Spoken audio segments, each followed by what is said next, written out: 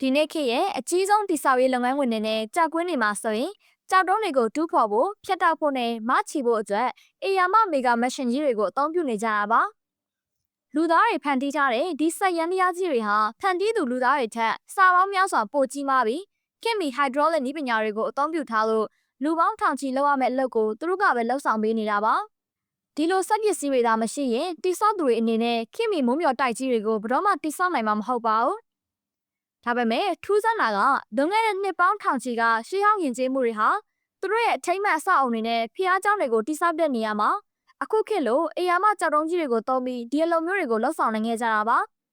အဲ့ဒီကြောက်တုံးကြီးတွေကတချို့ဆိုရင်တန်ချိန်100ကျော်ထိလေးလံနေပြီးဒါဟာဒီနေ့ခေတ်အင်ဂျင်နီယာတွေအတွက်တောင်စိန်ခေါ်မှုတစ်ခုဖြစ်နေပါတယ်ဒါပေမဲ့ရှေးခေတ်လူတွေဟာဒီကြောက်တုံးတွေကိုကြောက်သားပြင်ကြီးတွေကနေဖြတ်ထုတ်တယ်မိုင်ပေါင်းများစွာတည်ယူတယ်ပြီးတော့မှတိတိကျကျနေရာချပြီးမတင်ခဲ့ကြတယ်ဒါကိုသူတို့ဘယ်လိုများလုပ်ခဲ့ကြတာလဲရှေးဟောင်းသူတွေသနာပညာရှင်တွေပြောသလိုပဲသူတို့ဟာဒီကြောက်တုံးကြီးတွေကိုတူတွေစောက်တွေနဲ့ကျင်းနီကြိုးတွေသုံးပြီးဖြတ်ခဲ့တာလားပူလီစနစ်တွေဒါမှမဟုတ်ဘိန်းတွေတောင်မရှိဘဲနဲ့သူတို့ကဓာတ်တွေကိုဘယ်လိုများမတင်ပြီးတည်ယူခဲ့တာလဲဒါမှမဟုတ်ရှေးဟောင်းယဉ်ကျေးမှုတွေမှာသိပ္ပံလောကကနေပြဆုံးသွားတဲ့အစိမ့်မြင့်နည်းပညာတွေရှိနေခဲ့တာလားအီဂျစ်နိုင်ငံဂီဇာမှာဆိုရင်ပရမစ်တွေရင်မကပဲအဲ့ဒီနဲ့ဆက်ဆက်နေတဲ့တောင်ကြားဖျားကျောင်းတွေလည်းရှိနေသေးတာပါအဲ့ဒီနေရာကိုရောက်သွားရင်တော့အင်ဂျင်နီယာတရားမဟုတ်ရင်တော့တခုခုတော့မဟုတ်တော့ဘူးဆိုတာသိနိုင်ပါတယ်ပရမစ်တွေကို2တန်3တန်လောက်ရှိတဲ့ကြောက်တုံးတွေနဲ့ဆောက်ထားတာဆိုပေမဲ့ဒီဖျားကျောင်းတွေကြတော့ပရမစ်ထက်ပိုသိငယ်နေပြီးကြောက်တုံးတွေကတော့တန်100နဲ့တန်200ကျော်တွေကိုသုံးထားတာပါတန်100ရှိတဲ့ကြောက်တုံးဆိုတာမိသားစုစီကအစီး100ကိုစုပြီးဖိသိပ်ထားသလိုမျိုးပါပဲတကယ်တော့ဒီကြောက်တုံးကြီးတွေကိုဘလို့ရွှေ့လဲဆိုတာထက်ပိုအရေးကြီးတာကသူတို့ဘာကြောင့်ဒီလောက်ကြီးတဲ့ကြောက်တုံးကြီးတွေကိုသုံးချင်ရတာလဲဆိုတာပါပဲဒီလောက်ကြီးတဲ့ကြောက်တုံးတွေကိုသုံးဖို့ဆိုတာဘာအကြောင်းမဲ့ချက်မှမရှိသလိုရုပ်တည်လည်းမရှိပါဘူးကြည့်ရတာသူတို့ကတခုခုလုပ်မယ်ဆိုရင်ဖြစ်နိုင်သမျှအခက်ခဲဆုံးနည်းလမ်းကိုရွေးပြီးလုပ်နေသလိုပါပဲဒီနေ့ခေတ်ကြောက်ကွဲတစ်ခုမှာအခုလိုအလုံးမျိုးလုပ်ဖို့ဘလို့ဆက်ရမ်းများတွေလိုမလဲဆိုတာကြည့်လိုက်ရင်အဲ့ဒီစက်တွေဟာအေယာမကြီးမားတာကိုတွေ့ရမှာပါ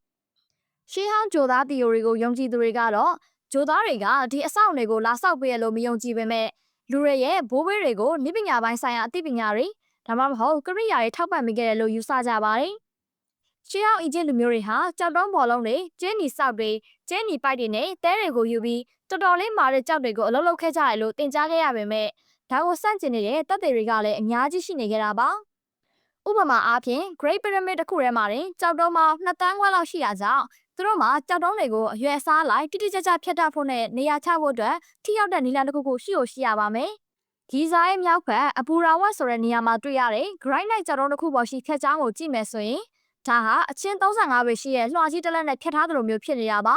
။ဒါဟာဆက်လက်လောက်ထားတဲ့အမှတ်သားဆိုတာထင်ရှားနေပါတယ်။ဒီလိုဆက်အမှတ်သားတွေကိုရုပ်ထုတွေပေါ်မှာရောတချို့ပြလိုက်တွေထဲမှာပါနေရာနှံ့တွေ့နိုင်ပါတယ်။အဲ့ဒီမှာကရိယာချော်သားတဲ့အမှတ်သားတစ်ခုရှိနေတာကိုကြည့်ရင်ဒါဟာတော်တော်အကောင်းတဲ့ကရိယာတစ်ခုဖြစ်ရပါမယ်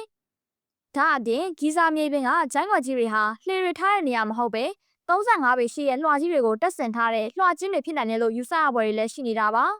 ။နောက်ထပ်လျှို့ဝှက်ချက်တစ်ခုကတော့ဒီအေယာမကြောက်တုံးကြီးတွေကိုဘယ်လိုများမတင်ခဲ့တယ်ဆိုတာပါပဲ။ခေတ်သစ်တိဆောက်ရေးလောကမှာအဆောက်အုံကြီးတွေစောက်ဖို့ဆိုရင်အဲ့ဒီအဆောက်အုံတွေကိုကုညီတိဆောက်ပေးမယ်။အေယာမစက်ကရိယာတွေကိုအရင်စောက်ရပေးမယ်။ရှေးဟောင်းသူတွေသနာပညာမှာတော့ဒါကိုထက်တွက်လို့မရှိပါဘူး။လက်ဘနွန်နိုင်ငံကဂျူပီတာနတ်မင်းကြီးရဲ့ဖျားเจ้าမှာရှိတဲ့ကြောက်တုံးကျင်းစီကတန်ချိန်1000လောက်လေးပါတယ်။အနီးနားမှာရှိတဲ့ကြောက်ကွင်းကကိုဝင်ဆောင်အမျိုးသမီးကြောက်တုံးဆိုရင်တန်ချိန်1200လောက်လေးနေတာပါ။ဒီနေ့ခေတ်မှာအဲ့ဒီကြောက်တုံးကိုရွှေ့ဖို့ဆိုရင်အကြီးစားဂရိန်ကာ22စီးရဲ့ခွန်အားလိုအပ်ပါလိမ့်မယ်။တကယ်တော့တောင်ထူထပ်တဲ့နေရာမျိုးပါဆိုရင်ဒီလောက်လေးတဲ့ဆက်ရမ်းပြားကြီးတွေကိုတည်သွားဖို့ဆိုတာတော့မဖြစ်နိုင်တဲ့လောက်ပါပဲ။ဒီနေ့ခေတ်အကြီးဆုံးဆက်တွေနဲ့တော့9တန်လောက်ရှိတဲ့ကြောက်တုံးကိုကားပေါ်တင်ဖို့အတော်ရုန်းကန်ရတာပါ။ဒါကြောင့်ပရမစ်ဆောက်တဲ့သူတွေစီမှာဘိန်းမရှိဘူးပူလီစနစ်မရှိဘူးတန်တယ်မရှိဘူးလူအင်အားနဲ့စ조사တွေပဲတုံးခဲ့တယ်ဆိုတာကတော့တွေးရှိထားတဲ့တပ်တွေအထောက်ထားတွေနဲ့လုံးဝကိုက်ညီဖို့မရှိနေတာတော့အမှန်ပါပဲကဲဒါဆိုရင်မိတ်ဆွေတို့ရောဘယ်လိုထင်ပါသလဲရှေးဟောင်းသူတွေသနာပညာရှင်တွေပြောသလိုပဲလူအင်အားတတ်နဲ့ဒီလောက်ကြီးမားတဲ့အံ့ဖွယ်တွေကိုဖန်တီးခဲ့တာလားဒါမှမဟုတ်ကျမတို့သမိုင်းစာမျက်နှာတွေထဲကနေပြဆုံးသွားတယ်သိပ္ပံပညာကအခုတည်းကအပြည့်မရှာနိုင်သေးတဲ့အစိမ့်မြင့်နည်းပညာတွေအမှန်တကယ်ပဲရှိခဲ့တာလားဘလို့ဖြစ်ဖြစ်အခုခေတ်ဆက်ရန်တရားကြီးတွေနဲ့တော့မနှဲရုံးကန်ရတဲ့အလေးချိန်တွေကိုလွန်ခဲ့တဲ့နှစ်ပေါင်းထောင်ချီကလူတွေကအေးစစ်စစ်ကန်တွယ်နိုင်ခဲ့တယ်ဆိုတာကတော့ညင်းလို့မရတဲ့အမှန်တရားတစ်ခုပါပဲ မိတ်ဆွေတို့ရဲ့အမြင်ကိုလည်း comment မှာရေးပေးခဲ့ကြပါအောင်နော်ဒီလိုကြောက်တုံးကြီးတွေကိုရှင်းဖို့အတွက်အစိမ့်မြင့်နည်းပညာတွေကိုသုံးခဲ့တာလားဒါမှမဟုတ်တခြားလျှို့ဝှက်နည်းလမ်းတွေရှိအောင်မလားအခုလိုစိတ်ဝင်စားဖို့ကောင်းတဲ့အကြောင်းအရာတွေကိုအမြဲကြည့်ချင်တယ်ဆိုရင်တော့ကျမတို့ channel ကို subscribe လုပ်ထားဖို့မေ့ကြပါနဲ့ဦးနော်နောက်ထပ်ဗီဒီယိုမှာပြန်တွေ့ကြပါမယ်အားလုံးပဲမင်္ဂလာရှိသောနေ့ရက်လေးဖြစ်ပါစေရှင်